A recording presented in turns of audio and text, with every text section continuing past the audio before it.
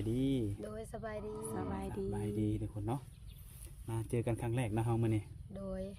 อืมขออนุญาตในถามสื่อมีชื่อว่าจังไดเนาะ ชื่อหลาน้อย ชื่อนาน้อยบ่ โดย โอ้ปัจจุบันมีอายุจักปีแล้ว เศร้าหาก้าวเขาเศร้าหก 25 9เข้า26โอ้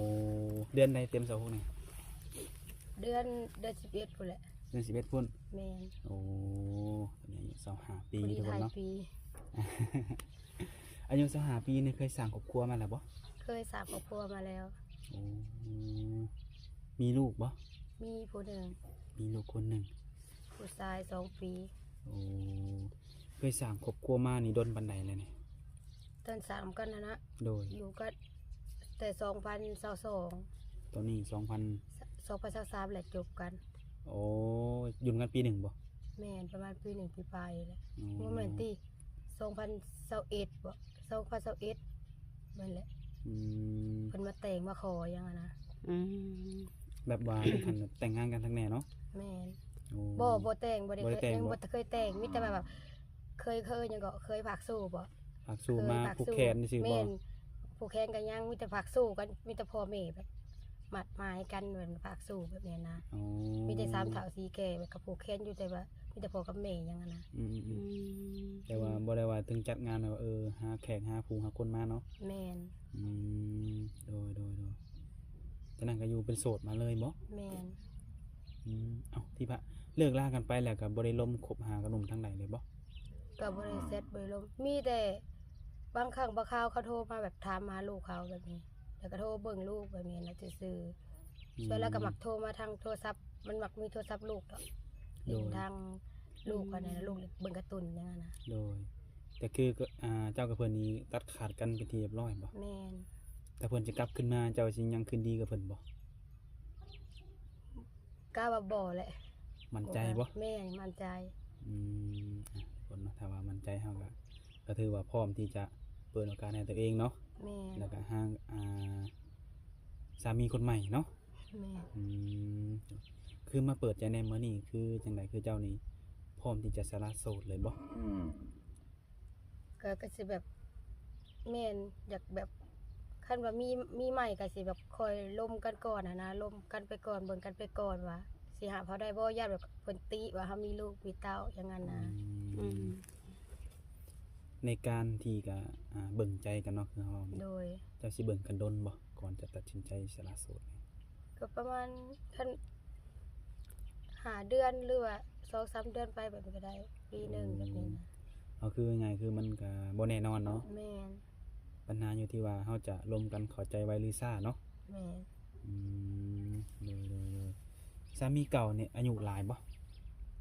เขา24 ปี 24ปี แม่น คือรุ่นราวเขาเดียวกับเจ้าบ่หรือว่าเจ้ารุ่นเอื้อยเพิ่น คอยรุ่นเอื้อยเลย โอ้ก็ถือว่ามีสามีแบบรุ่นน้องเนาะ แม่น แต่ถ้าว่ารอบนี้ถ้าเจ้าอยากสร้างครอบครัวหรือมีสามีอีกครั้งนี่เจ้าสิเอาอายุหลายปานใดมาเนี่ย แบบเอารุ่นใหญ่กว่า ใหญ่กว่าเนาะ แม่ อืม รุ่นอ้ายแบบประมาณ30หรือว่า40ไปก็ได้ 40-50ก็ได้เนาะ แม่น โอ้ต้องจำกัดบอลสุดอยู่บ่ว่าต้องสุดค่าใด ก็บ่ แล้วแต่ แต่ก็ บ่ เพิ่นล่มแล้วแล้วก็คำแบบได้ล่มกันได้แอ่งกันแบบอยู่แล้วแล้วมีความรู้สึกดีต่อกันแล้วก็บ่อันได้อีกนะก็ได้การบ่เป็นหยังบ่ได้จำกัดว่าอายุจักปีเท่านั้นเท่านี้บ่ โดย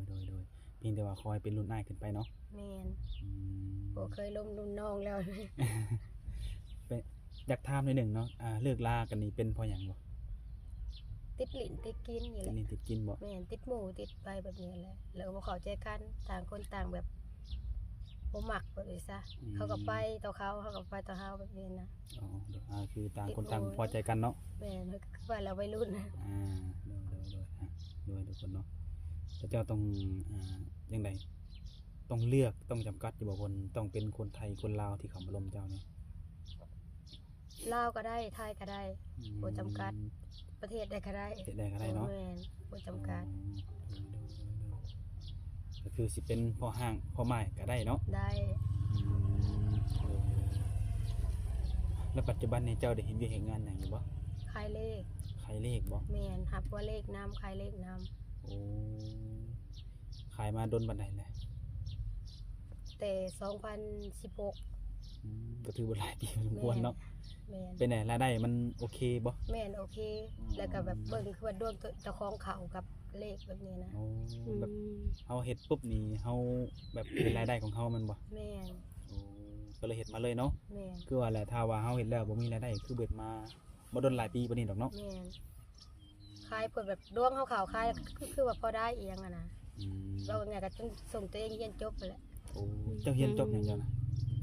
จบแต่ม .7 ซื่อๆหาเงินแต่น้อยผู้แบบไปขายเลขแต่น้อยผู้ โอ้ แต่เรียนม .1 ม .2 ก็แต่ขึ้นม .1 มาแล้วก็เรียนขายเลขเลยแบบนั้นเลยนะ หาเงินส่งตัวเองเรียน แม่น โอ้แล้วปัจจุบันนี่หาเงินส่งหยังมาเนี่ยส่งลูก ส่ง เรียน ลู บ่ กส่งลูกมานี่ อ๋อ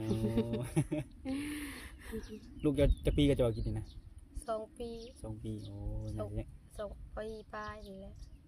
มีแต่ว่าหาเงินไว้ส่งลูกเรียนต่อไปเนาะ แม่น อืมตอนจะสร้างครอบครัวนะออกเพื่อนเองบ่หรือว่าอยู่นำพ่อนำแม่ อยู่ในพ่อและแม่ อยู่นำพ่อนำแม่ ถ้าเกิดว่าได้สร้างครอบครัวอีกรอบนี้ได้ซะสิออกเฮือนบ่เลยอยู่นำพ่อนำแม่คือเก่า คันเป็นไปได้ก็ออกเรือนก็ได้ อืม ไปแบบคันว่ามีครอบครัวไปอยู่กับครอบครัวก็ได้อย่างนี้ โอ้ไปอยู่นำสามีก็ได้บ่ แม่นได้ บางทีดวงเจ้าเพิ่นได้สามีทางไกลเนาะ แม่น แต่เพิ่นบ่สะดวกมาเฮาแต่เฮาไปอยู่นำเพิ่นได้ ได้ โอ้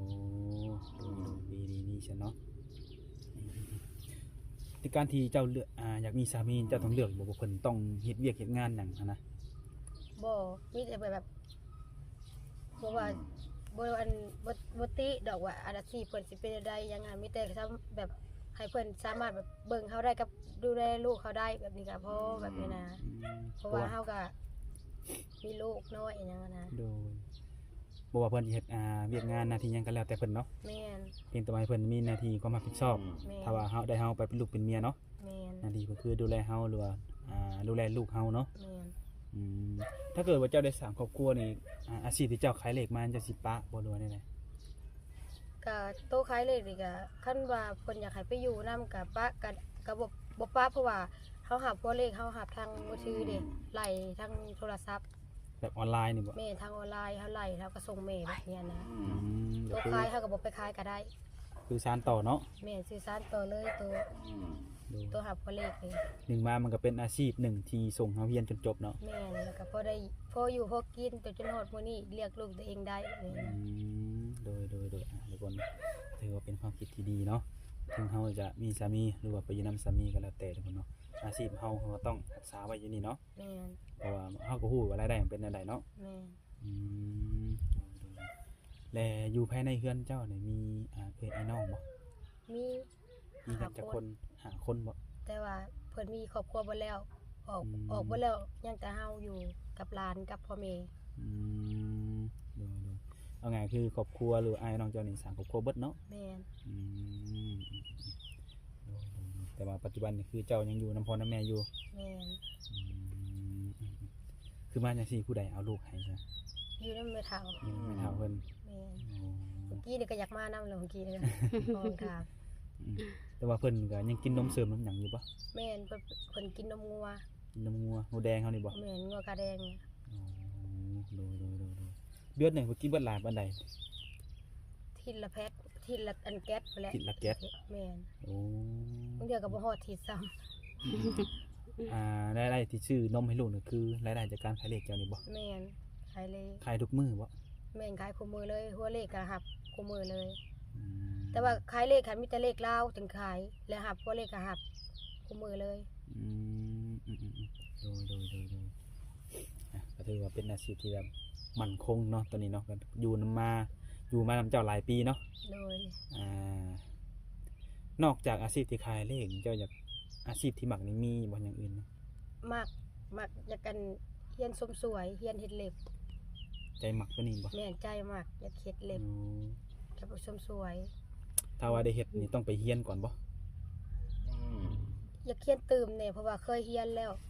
เคยไปเฮียนอันเฮ็ดเล็บกับอันซาหัวเฮียงอะนะแล้วก็มันก็เฮียนหลายปีแล้วประมาณปีหนึ่งปีปลายนี่แหละอยากเจ้าของเริ่มอย่างนี้นะ อยากไปทบทวนใหม่ แม่นอยากเฮียนเฮ็ดเล็บเจียวเพราะว่า กับอยากเฮียนแต่งหน้านำช่วงนี้เขาออกไปทองไปยังนะ งานเรื่อยช่วงนี้เนาะ แม่นงานหลาย ทุกคนเนาะแ แต่เรื่องหนุ่มๆได้ใช่ไหมแบบแบบสเปคแบบที่เจ้ามักนี่นะผู้ชายที่เจ้ามักนี่แบบใด มักอันแบบสูงกว่าเฮาซะแบบบ่ขอคนเตี้ยหรอกเขาก็แต่ว่าเพิ่นสูงกว่าเฮาล่ะฮักแบบสูงขาวก็ได้คนทรงสีก็ได้แบบนี้นะ ตอนนี้เจ้าสูงเท่าไหร่เจ้า ประมาณ155นี่แหละ55 56นี่แหละน้ำหนักหลายป่ะ48 49 48 49โดยก็คือเนาะถ้าเป็นไม่ได้อยากเจอคนที่สูงกว่ามันบ่ แม่น ถ้าคนที่ซ้ำกันหรือว่าต่ำกว่านี่บ่ได้บ่ ซ้ำกันก็ได้ซ้ำคนแบบพันธุ์ไทยอะนะเก่งกับเพิ่นก็สูงกว่าเฮาซะแบบนี้นะ โดยเอามานี่ดีกว่าถ้าว่าต่ำ1.40 m บ่หรือว่านี่คือบ่คุยเนาะแล้วนี่บ่ ก็ว่าบ่ได้ก็แล้ว ทักทายมาเบิ่งว่าบ่ได้บางเทื่อเพิ่นแบบมันเสียสายแนงก็มีบางเทื่อก็ เนาะ เบิ่งแล้วแบบล้มแล้วบางเทื่อมีความผูกพันก็มีแบบอย่างนั้นนะ โดยอันนี้คือเฮาวางตามสเปคที่เฮาแบบ แม่นว่า อยากเจอเนาะ สิป็ อยากเจอหรือว่าอยากได้แบบนั้นเนาะ แม่น แต่ว่าเนื้อคู่เขาเนี่ยก็บ่ฮู้ว่าสิสูงต่ำหรืออายุน้อยหรือหลายเนาะ แม่นบางเทื่อเซตนำกันแล้วแบบมีความผูกพันแบบนั้นก็ว่าบ่ได้นะ เดินแม่นอยู่ได้เนาะเพราะเรื่องนี้มันก็บ่แน่นอนเนาะ แม่น อยากฮู้ว่าสิเข้ากันได้หรือบ่ได้ก็มาต้องได้อบรมกันก่อนเนาะ แม่น อืมโดยก็คือเคยเห็นเจ้าก็เคยถ่ายคลิปมาแล้วแม่นบ่ โดยถ่ายแล้ว กระดนแล้วบ่ ประมาณ5-6 เดือนหลังนี่แหละ ในช่วงนั้นมีบ่คนคุย ก็มีแล้วก็บ่มีแล้วก็บ่ได้ล้มแล้วโซนก็บ่มีแล้วก็ลองมาเปิดใจเบิ่งซ่องอ้ายเบิ่ง อยากลองเบิ่งเนาะ โดย เพื่อว่าจะเจอคนที่ถูกใจเนาะ แม่น โอ้โดยทุกคนเนาะก็ฝากหนุ่มๆเนาะทางช่องนี่แหละทุกคนเนาะที่มาถ่ายทำอะไรมานี่ถ้าเกิดว่าเห็นคลิปนี้เนาะบ่ว่าสิเป็นเรื่องเว้าเรื่องคุยเรื่องใจคิดว่าถูกตรงตามสเปคเนาะอยากทำความรู้จักกับสาวละน้อยเพิ่นก็ทักทายกันใหม่เนาะแต่มีหยังทางติดต่อให้เพิ่น ทางไลน์ก็ได้ ไลน์ก็ได้ เบอ แอป ร์ Facebook มีบ่ Facebook บ่ได้สู่ลิ้นปานใดมีชวนไลน์จะเล่นแต่ไลน์ TikTok ก็มี อ่า มีอยู่แต่นั้น ตัวนี้มีเนาะยกเว้น Facebook เนาะ แม่น เรื่องนั้นพร้อมแจกพร้อมจ่ายเนาะมาแข่งกันเนาะ โดย โดยกับฟังกันเนาะบ่ว่าสิเป็นทาง TikTok เพิ่นก็มีทุกคนหรือว่าทาง WhatsApp บ่ ทาง WhatsApp แล้วก็เบอร์โทรก็ได้ ทางเบอร์โทรหรือว่าทาง LINE เนาะ TikTok ก็มีเบิด อ่า แล้วก็ไอ้เจ้า IG ก็ได้ ดูถือว่ามีหลายเนาะ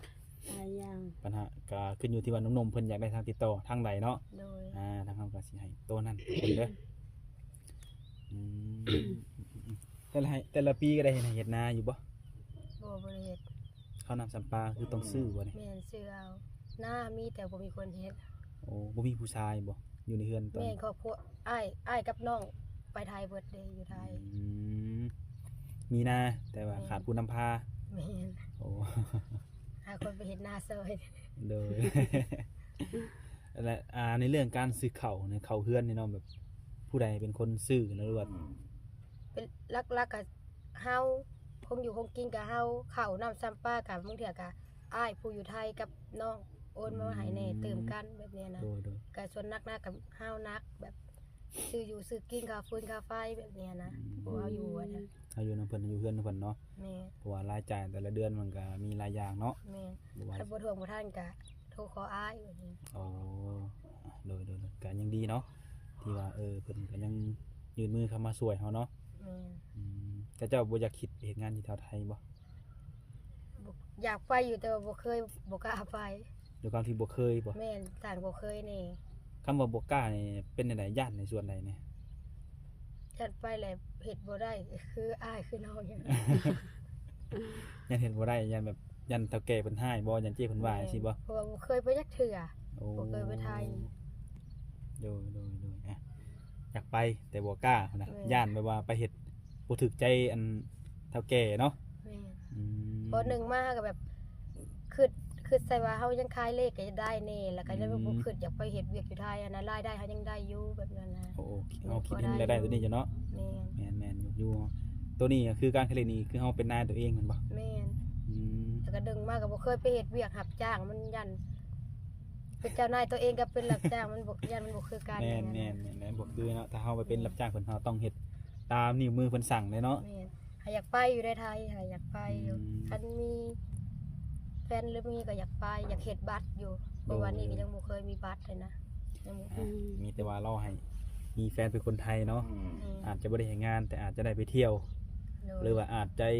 จะไปอันจังไดก็ได้นะไปเบิ่งเนาะว่าบางทีคุยกันแล้วเนาะเพิ่นอกถึกใจกันเนาะอนาคตบ่ได้เป็นสามีภรรยากันอันนี้เพิ่นได้ไปอยู่พุ่นเนาะ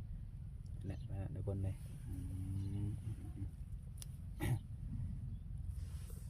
แต่คือเปิดใจในรอบนั้นก็คือได้มีคนล้มอยู่แต่ก็ยังบ่มีคนที่ถึกใจแม่นบ่ แม่นลบแล้วเขาก็มิดไปเลยแล้วก็เงียบไปก็มี โอ้คือกระเจ้ามิดบ่ แม่นเขามิดแบบก็มีแต่ว่าทำงานเฮ็ดเวียกเฮ็ดงานก่อนบ่มีเวลาแล้วก็ต่างคนต่างใส่กันเงียบใส่กันแบบ อื นี้ มโดยคือบางคนก็อยากมีคู่แต่ว่าเพิ่นเรื่องเวลาเนาะ แม่น บางคนก็มีเวียกมีงานที่แตกต่างกันเนาะ แม่น อืมคือเจ้าขายเลขจังซี่นะเวลาลมผู้บ่าวก็สิมีเวลาอยู่บ่ในช่วงใดแบบบางที่สุด ช่วงเช้าก็ได้ แล้วก็ช่วงเช้าช่วงมีแต่ช่วงยามแลงเฮาสิบ่อยากวาง ยามแรงๆมันบ่ แม่นเพราะว่ายามแลงมันสิได้หาตัวเลขแล้วก็เบิ่งว่าเลขอีกนี่เขาส่งมา4 โมงกับฮอด8 โมง 4 โมง 8 โมงกลางคืนเนาะหรือว่า2 ทุ่มบ่คนห้องไทย 2 ทุ่ม ประมาณนี้แหละทุกคนเนาะก็คือเวลานี้อาจจะบ่ว่างเนาะ แม่นบ่อยากวางปานใด อืมโด อยากเบิ่งหัวขวาเลขกันแหละนำเบิ่งว่ามีคนถือบ่แล้วก็รับส่งเขานำ อืม เลขจะได้มันลายเฮาก็โป้ออกแบบนี้นะ ขายออนไลน์กันได้ถ้าเกิดว่าแบบเพิ่นอยู่ทางไทยเพิ่นอยากอุดหนุนซื้อเลขซอยนี่ก็ได้บ่ ได้ โอนเนาะ โดย เพิ่นก็โอนเงินมาแม่นบ่ถ้าเพิ่นถือเฮาก็โอนไปให้เพิ่นจังซี่บ่ แม่นได้ อืมเพื่อว่าเพิ่นอยากอุดหนุนเพิ่นอยากลองวัดดวงเนาะ โดยทุกคนเนาะก็มีแต่ว่าแหละทุกคนเอามาเฮามาเปิดใจเพิ่นมื้อนี้เป็นมื้อแรกเนาะทางบ่าวศิลานี่เพราะว่าครั้งแรกเนาะครั้งทำบิดที่มาถ่ายเพิ่นแต่ว่าเพิ่นก็เคยเปิดใจมานี่ก็เพิ่นเนาะก็หลายเดือนเติบเนาะ โดย ก็มีแต่ว่าให้น้ำนมนั่นแหละลองมาทำความรู้จักลองเบิ่งคือหลักๆคือเพิ่นมีลูกผู้หนึ่งเนาะลูกชาย